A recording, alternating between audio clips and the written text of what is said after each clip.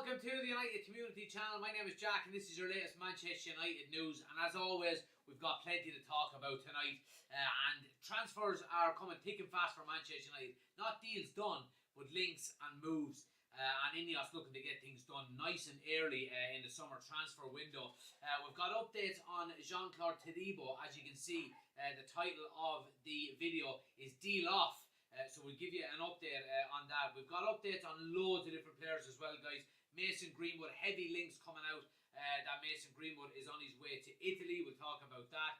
We've got updates on Brantwaite as well, Manchester United's pursuit of them, and will we actually continue to go for him? We've got an update as well on Bruno Fernandes's contract situation and how are Manchester United going to deal with that over the coming couple of months, and are we going to offer him one by the time the transfer window closes? Updates then as well, of course, on Joshua Zirkzee. Manchester United's pursuit of a second striker is starting to heat up, so I'm looking forward to that as well. Happy days. Is your mic on? I hope it is, Ben. But anyway, guys, please do smash a like on the video if you haven't already done so. Helps the channel out an awful lot. Please do hit that subscribe button as well. On the road to 10,000 subscribers. I think we're about 60 away, less than 60 away. So if you are new, please hit the subscribe button. We're live every weekday night from 9 o'clock for the transfer news. All of the watch-alongs throughout the year as well. We do members shows, we do, podcasts, the whole shebang. Not great sound from the mic. Right, let me check the sentence. Let me check the sentence before we get into it. Audio ZVE10, yeah. So it looks all good on my end. Yeah. Sound is not right, is it? Sound is not great. I literally don't know what to tell you, lads. Microphone is plugged in. It's up full blast. Settings are saying went up. Is that better? Is that better? Hello? Is that better? Better? Not better? Better? Not better? Let me know. Alright, no sound now.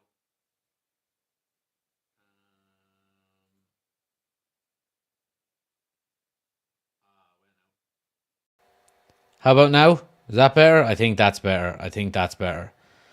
That should be it anyway.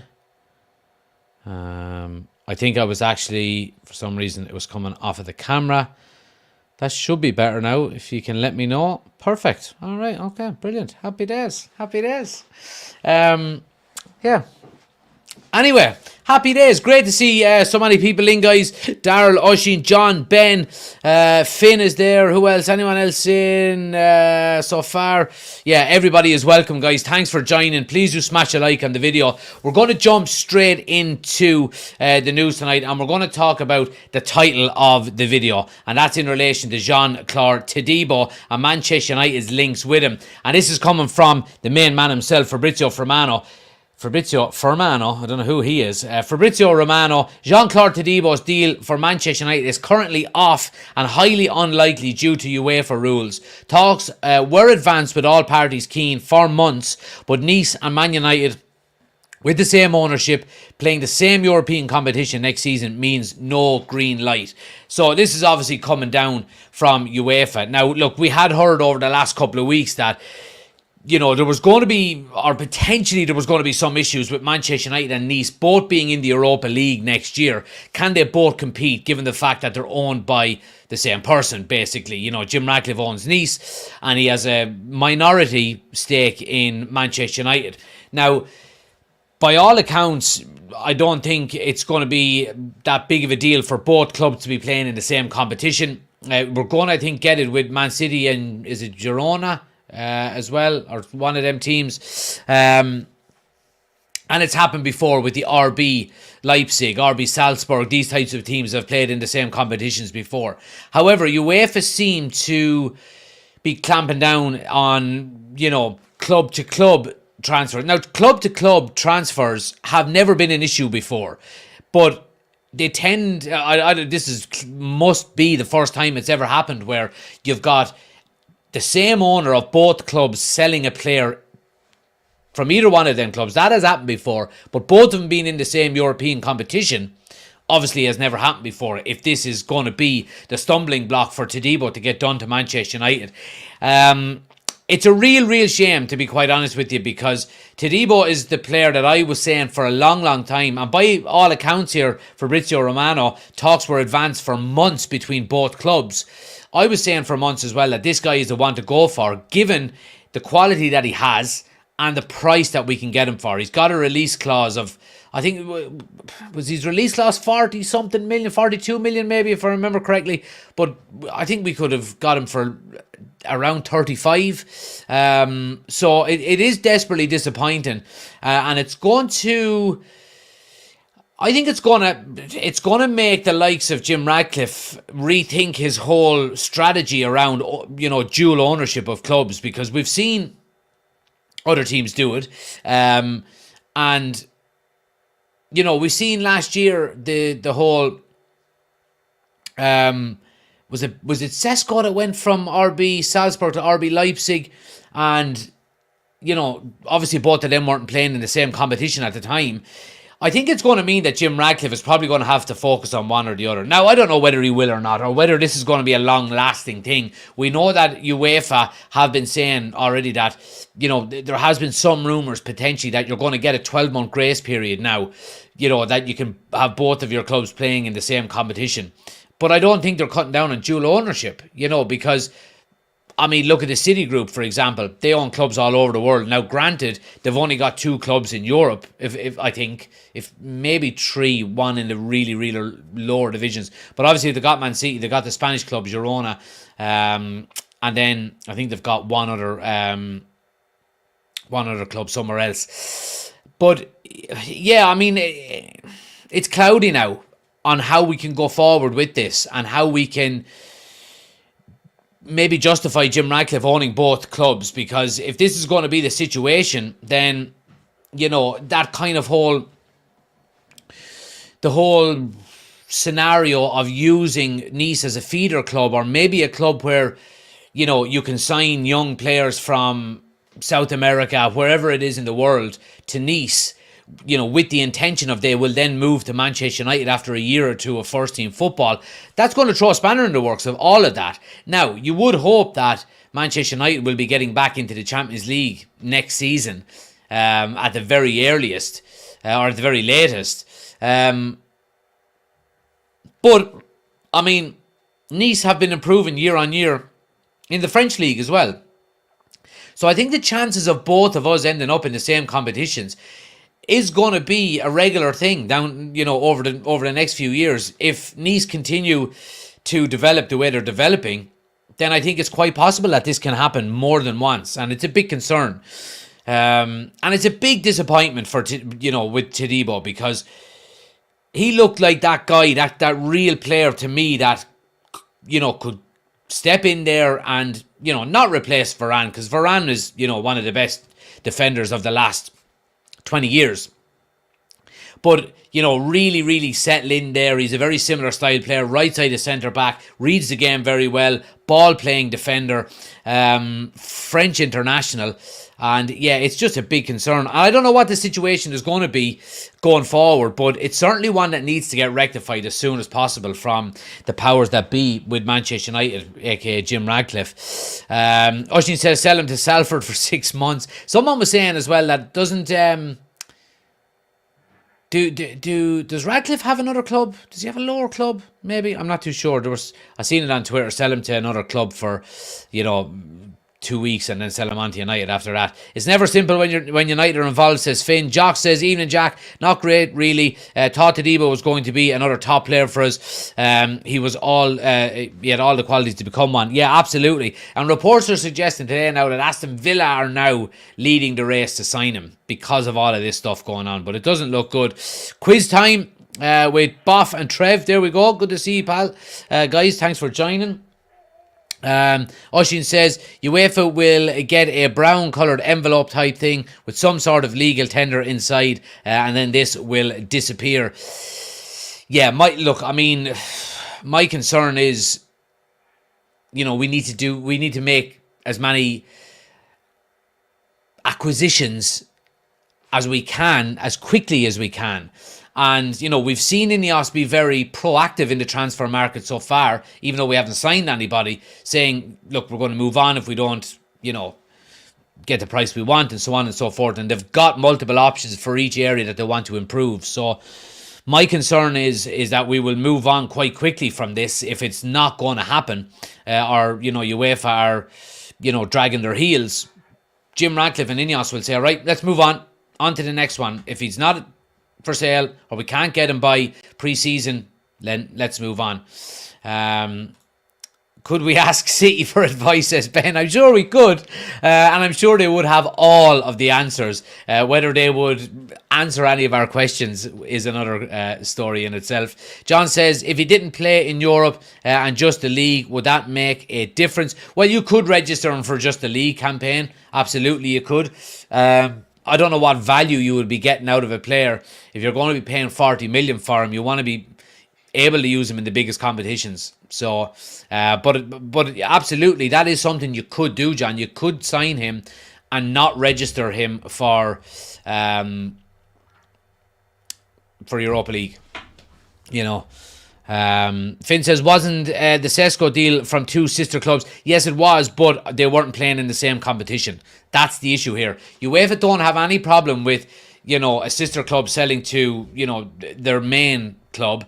But the problem here is when the same clubs are playing in the same European competition in the same season, that's when you're getting the stumbling block. Noel says, do you think you will challenge for top 4? I'll answer that once the transfer window is closed, and we'll see what happens then after that. Manchester United still got UEFA Europa League. And Reese says, evening all, haven't been around in a while. How's all? All good. All good. So yeah, look, I mean, disappointing to hear this about TODIBO. But like I said, most importantly, move on. If this is going to be an issue and it's going to be a stumbling block and roll on till mid-August, move on right now. You know, we're in the middle of June. We want to get... I would want to see a minimum of 3 signings this time next month. Really, really do. I want to see a centre-back, centre-forward and centre midfielder. And we won't get that done if we keep dragging our heels. But not that we have been dragging our heels. I think we're moving relatively fast. But I want to move on, guys, and talk about a potential outgoing at Manchester United, and that is Mason Greenwood. Now, some heavy reports coming out today, and look, I mean, Mason Greenwood is a hot topic at the moment. Reports are coming out from The Athletic. Mark Critchley, he has said that Mason Greenwood is subject of strong interest from Lazio among a number of clubs as speculation continues over his future. All options remain open for Greenwood, with Manchester United's preference a permanent sale, although another loan or even a return to training with the club are not being ruled out. Lazio are one of several clubs interested, with Juventus, Napoli and others in Germany, Spain and Portugal monitoring the situation. Getafe are also interested in Greenwood returning to them on another season-long loan. So basically, this is a good, I suppose, a good piece for us to be hearing, given the fact that, you know, there are multiple clubs interested in Mason Greenwood, and that's always a good thing, okay? Now, the reason for that is because Manchester United want 40 million for Mason Greenwood, but both Lazio and Juventus believe they could strike a deal for around 34 million with add-ons. Juventus are offering Greenwood 100 grand a week on a 3-year contract. That's coming from The Sun, not The Athletic. So, my point being here is that the more clubs that are interested in a player like Mason Greenwood, the better opportunity you have of getting a higher asking price. So if Juventus and Lazio at the moment are, you know, thinking they can get Mason Greenwood for 34 million, if according to Mark Critchley in The Athletic, Germany, Spain and Portugal all have teams that are looking at him as well, you know, let's have a raffle and see who wins. That's what I would be saying.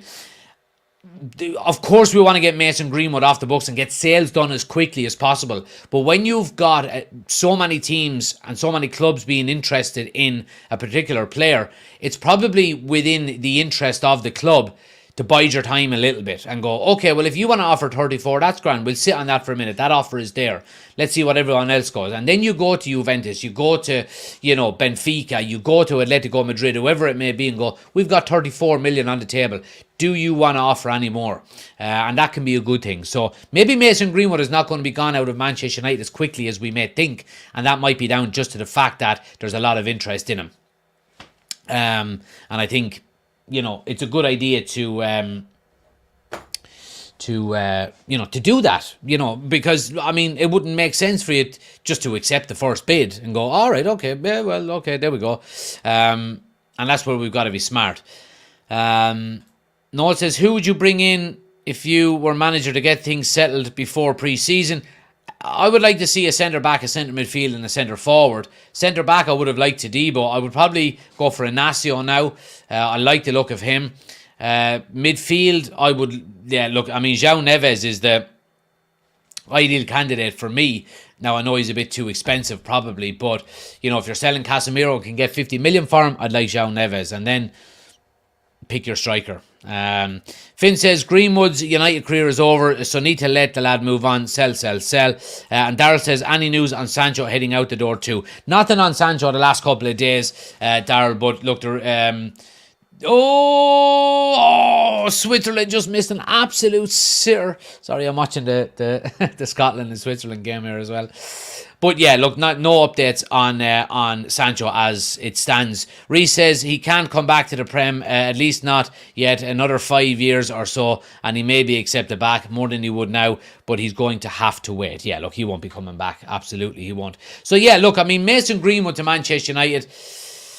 A lot of clubs interested. It's probably within our own interest not to pull the trigger on accepting a deal quickly, because there are so many clubs interested in him. So play one club off another. If there's going to be a number of different clubs interested, then you can drive the price up and get as much as we can, because that's what we need more than anything, isn't it?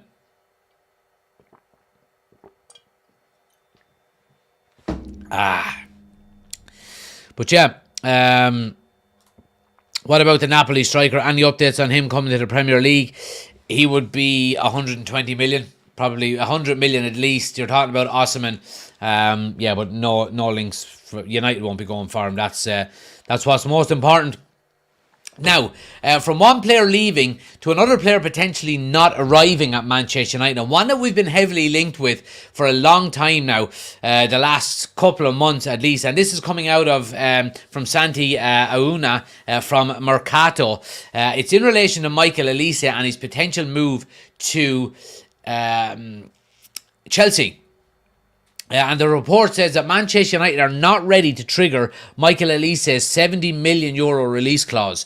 United are exploring different possibilities to make the deal happen. Chelsea are ready to trigger Olise's release clause. They are the current front runners and are pushing hard. Key days coming.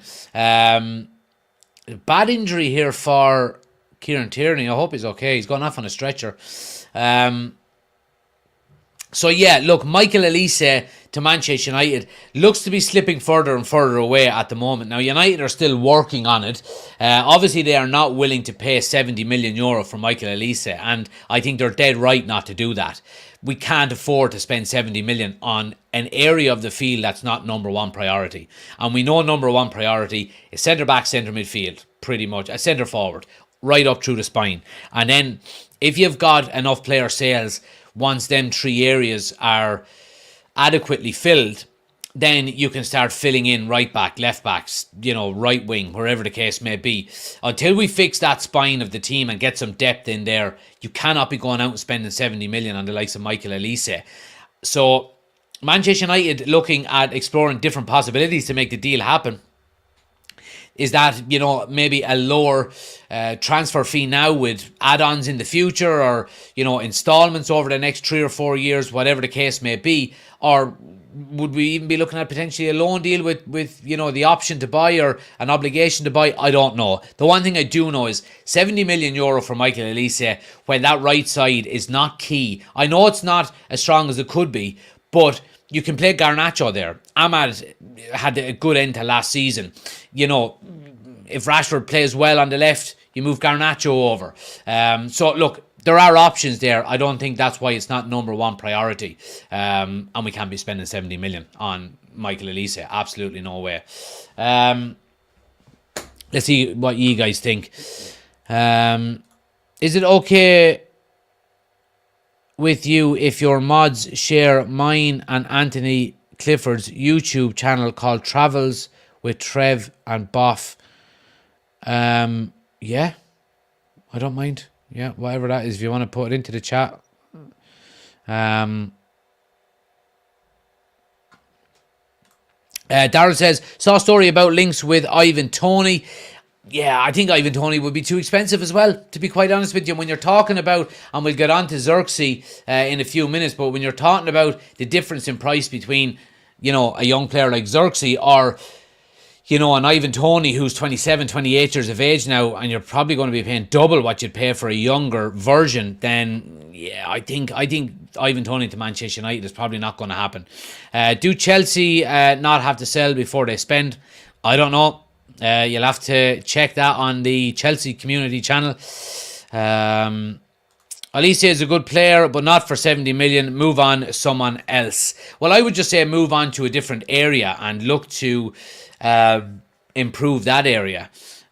Because, you know, I think right midfield, it's similar to left back. And I mentioned left back, you know, with the likes of Luke Shaw and Malacia being out pretty much all season. You would be very unlucky for both of them to be out like that again next year. So I think left back is not an area of top priority, even though if there is an option to, you know, improve that left back for a good price, then you go for it. I don't think you can do that until you've got the key areas strengthened first, you know, and, you know, that includes the right side. You know, I don't think right side midfield, right side winger or left back are key areas of concern this summer transfer window anyway. But yeah, let's see. Direct any Chelsea questions to Ben. Yeah, there we go. Absolutely.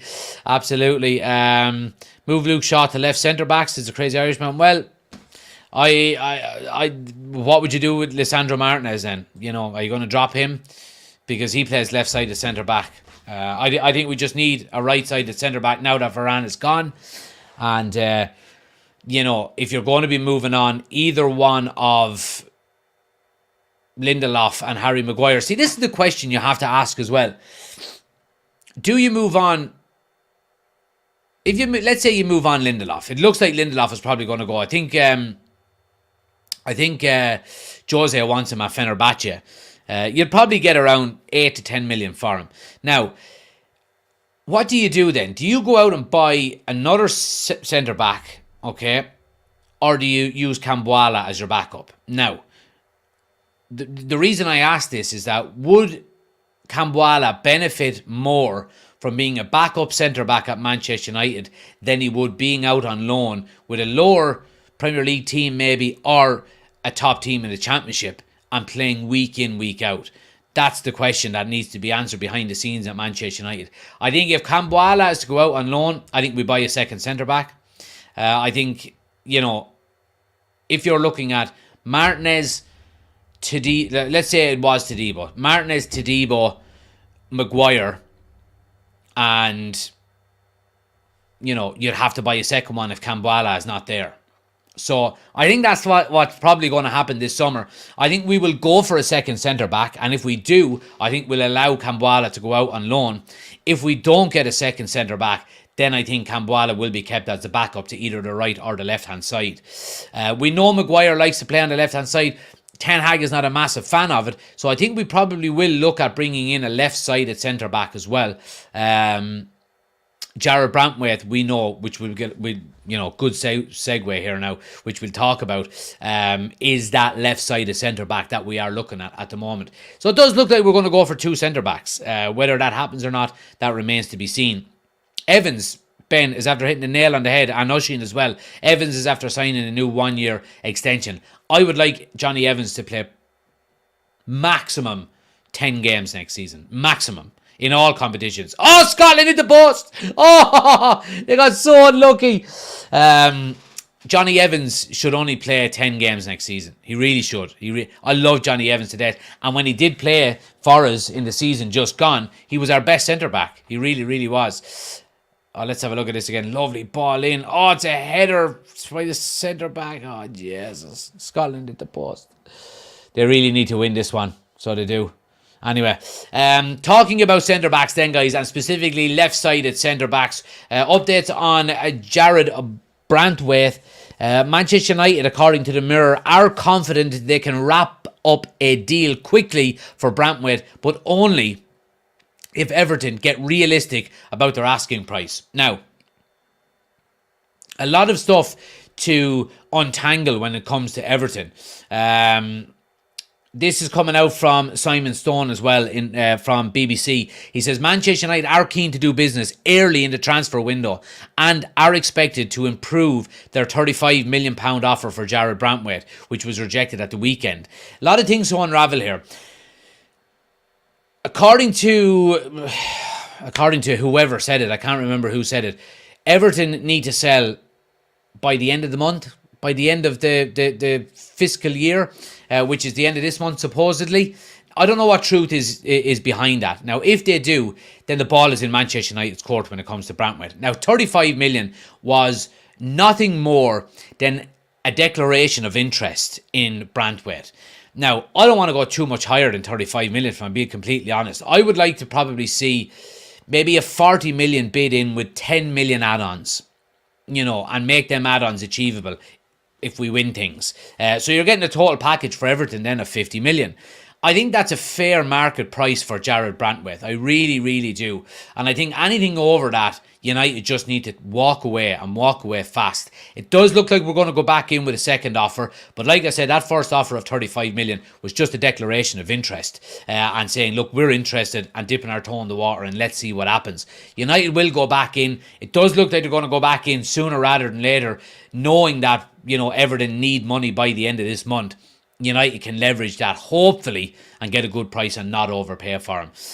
But yeah, no more than 50 million in total, in my opinion. Absolutely not. Let's see. But yeah, it is an important area though as well, guys. I mean, that left centre-back is an area of concern. We've got Martinez and we've got nobody else that plays left centre-back. We know Harry Maguire can play there, but we know also that Eric Ten Hag doesn't like a right-footed player playing at left centre-back. He doesn't like it with angles, with shape, and that's, I think, why we've seen an awful lot Luke Shaw playing at left centre-back when Martinez hasn't been playing, because of that balance that it gives you, having a natural left-footer playing on the left and a natural right-footer playing on the right. Yeah, I think it's vital that we do go out and get. Now, I think we go out and get Brantwaite. I don't think he's going to be a regular starter for Manchester United. Now, he might play maybe 1 in 3, 1 in 4 games. But Lisandro Martinez is 100 million% going to be your starting left-sided centre-back. So I think that's the reason why, if we go and get Brantwaite, I still think we will go and get another centre-back, a right-sided one. Because Lindelof and Harry Maguire are not good enough. They're just not. And Johnny Evans can't do it for the whole season. So, Brantwaite, by the looks of things, could be the first one we get over the line. And if that's the case, I think it's pretty nailed on that we go and get a second. Let's see what you think.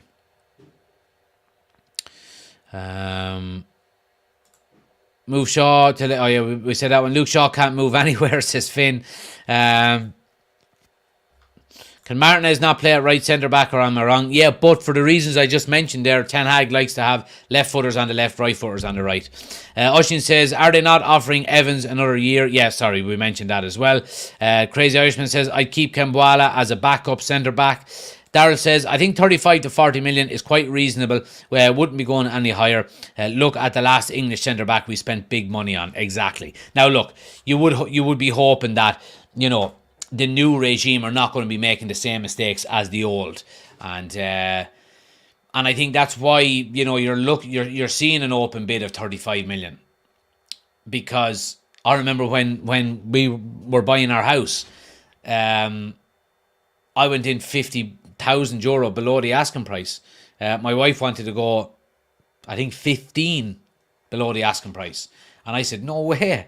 I said, let's go low and see what they come up to. See what they come down to. And they dropped their asking price by 22 grand just by us offering a lower amount. So we came in the middle and we actually got 27,000 off the asking price of our house. Now, if I had gone in with 15 grand lower than the asking price, we would have ended up paying an extra 18,000 than what we paid. So I think that's similar to what United are doing now. Let's lowball. Let's declare our interest in him. And rather than working from 45 plus 5 up to what Everton want, let's go in at 35 and work up from there and let them come down and meet us in the middle. And I think it's the way to do it. I think it's the way to negotiate. Only because you're a cheap, nothing to do with tactics. Tell you one thing, boy. Tell you one thing. But yeah, anyway, look, we'll know more. I think sooner rather than later when it comes to centre back, when it comes to Jared Brantwaite. I wouldn't be surprised if another big goes in from this week. Let's see what happens. Do smash a like on the video as well, guys, if you haven't done so already. Like I said, it helps out the channel massively. Yeah, make sure you check out the merch store as well. Like I said, scan the QR code on the screen, or link is in the description of the video. Use the code UCC at checkout to get 10% off as well. So yeah, go check out all of that as well. Some cool designs in there. Scotland are knocking on the door here as well. They've got, what have they got? About 17, little under 17 minutes of normal time to go, and they need a goal. They really do. Yeah. So there we go. Let's see what else we're working with here and what we want to talk about. I want to talk a little bit about Bruno Fernandes for a minute. Reports coming out today from Samuel Luckhurst in the Manchester Evening News. Manchester United anticipate Bruno Fernandes' agent could approach them about a deal later this year if Fernandes is not sold this summer. And then Simon Stone... Oh, sorry. Did I skip one? I did. A new contract for Bruno Fernandes is not a priority for Manchester United, but the club would be open to a renewal if he stays beyond the transfer window. I'm not overly concerned with this, to be honest with you. Look, there's been reports, and even reports today coming out of ESPN. I wouldn't believe the world was ending if ESPN were reporting it and I was looking out my window and there was fire falling from the sky. I still wouldn't believe it. Bruno Fernandes is probably going to sign a new contract for Manchester United, but I don't think it is a priority either, and I don't think it is something we need to get concerned about. There has been reports coming out, like I said, from ESPN today, suggesting that Saudi Arabia and Al Nassr are looking to test United's resolve with a huge bid for him. I don't think United will sell him unless they get offered, crazy money like 200 million or something. But I think Bruno Fernandes' priorities are to stay at Manchester United and win there. His first season as captain, he's won a cup. He was basically the captain last year, lifted the cup alongside Harry Maguire. He wants to win the top trophies at United. It's quite clear. And I think leaving now would be, a lot of hard work and a lot of disappointment thrown down the drain. I really do. And I think he will sign a new contract with United. But like I said, I think he's waiting to see, what comes in during the summer before he actually goes to United and says, I want a new contract. And I think United are happy about that as well. I think United are happy to say, look, we're happy to wait. You've got a few years left on your deal. We're happy enough with, what you're doing, what you're being paid at the moment. I'm sure Bruno Fernandes wants to come up to a higher salary, given the fact that Marcus Rashford is on 340 grand a week. But I think he eventually will get a new bumper deal at United, and I think he should. What is he now? Is he 29 years of age? Bruno Fernandes. age. Yeah, he's 29. He's 29. He'll be 30 in September. So yeah, I mean this will be his last big deal. You know, like he could get another big contract at United, a 4-year deal, stay for maybe 3, and still go to Saudi Arabia in 3 years' time if they're still giving, you know, obscene amounts of money, you know, and get another big contract over there. So I do think Bruno Fernandes will stay, and it's not something I'm overly concerned about at the moment. Let's see. 60 mil or 100 mil for Brantwaite United Community Channel. 60 mil or 100 mil for Brantwaite. Oh, 60 mil. Jeez, I wouldn't go anywhere near 100. Keep Bruno at all costs. Yeah, keep Bruno. Says quiz time. There we go. Yeah. I think we'll keep Bruno. I really do. Finally, guys, I do want to talk about our striker situation. And as we know, United are in the market for a second one. And we need a second one. And we need one quickly, in my opinion. I want a second striker in for pre-season. Absolutely 100% in for pre-season. Because what's going to happen is you're going to have Rasmus Højlund, for example, is at the Euros, isn't he? Isn't he? Isn't he? Isn't he? Someone tell me in the chat quick before rather than me Googling it. Rasmus Højlund is at the Euros. He is. Yeah, he is at the Euros.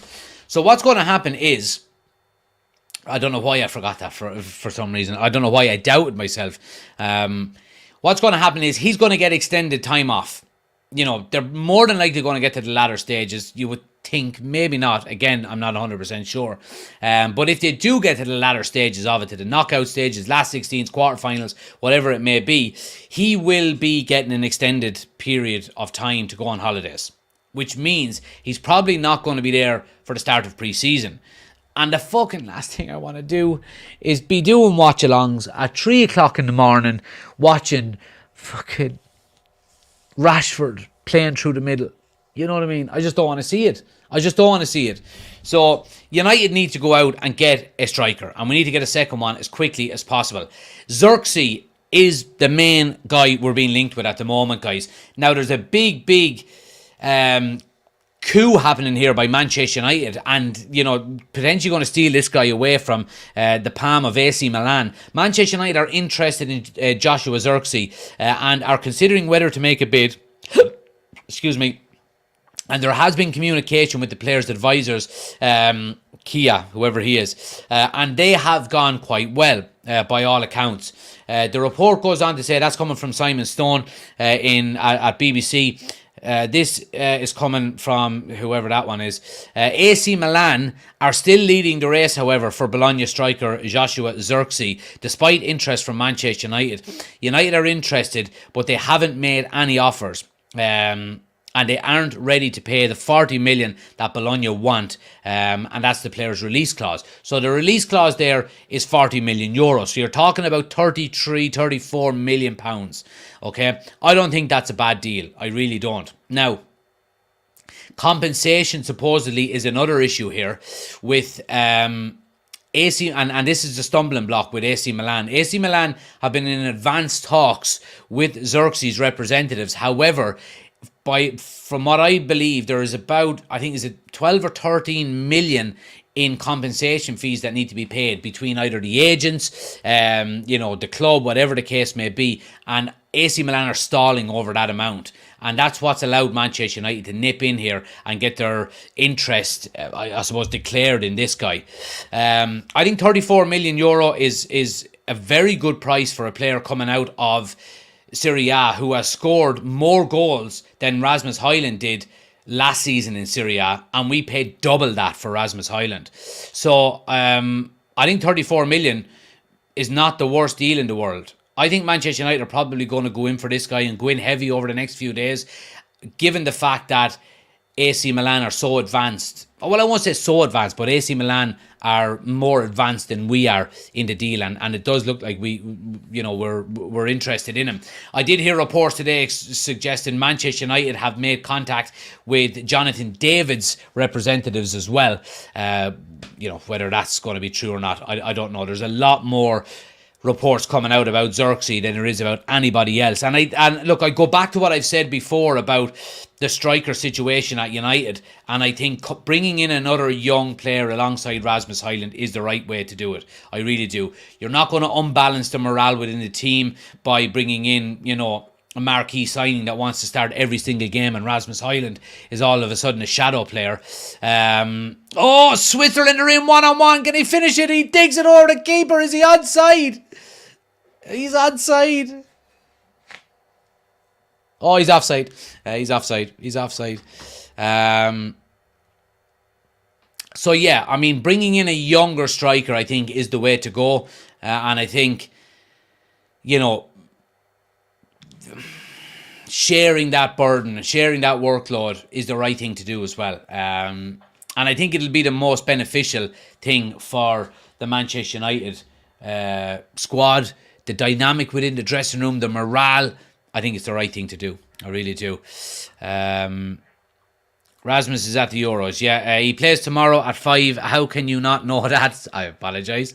For Denmark, of course. Shane says, hey, mate, just subscribe to your channel. Great content. Love from Dublin. Appreciate it, Shane. Appreciate it, my man. I'll be actually in Dublin on Friday. I'm going to the Pink concert in the Aviva Stadium. Bringing the missus for, I got it for as a Christmas present, so I'm looking forward to that. So what? I am a rock star. Do. That's the only song I know. But I'm going to enjoy myself. A few pints of Guinness and dance around on the Aviva pitch. John says, why isn't he getting his game at the Euros? I don't really know, to be honest with you. To be honest, I'm surprised at my lack of interest in the Euros so far.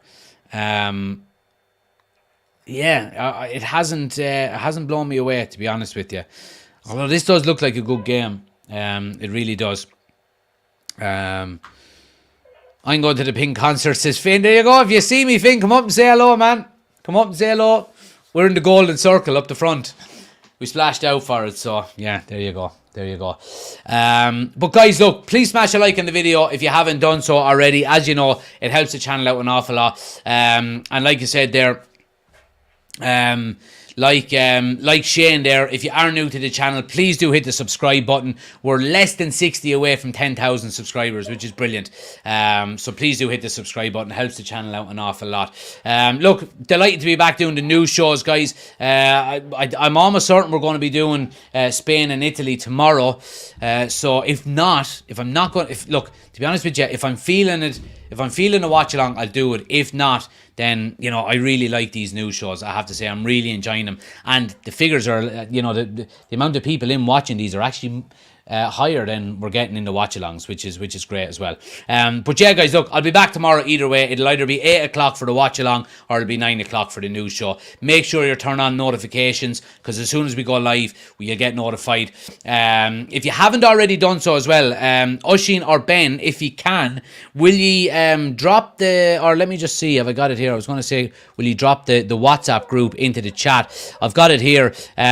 Anyone who's new, guys, make sure you are joining the WhatsApp group. There's the link for it there. Just click the link, join the UCC WhatsApp group. We've got a couple of the moderators in there. Anytime we're going live, about a half an hour or an hour before, I'll have the link sent over and put into that group, so you'll all get updated. So if you are new, join that. I'm not in it myself, but by all accounts, there is some good chats and stuff like that goes on there all the time. So join the WhatsApp group. Link is there in the chat as always, guys. Thanks for watching. Have a great evening, and as always, I'll see you tomorrow. Take it easy.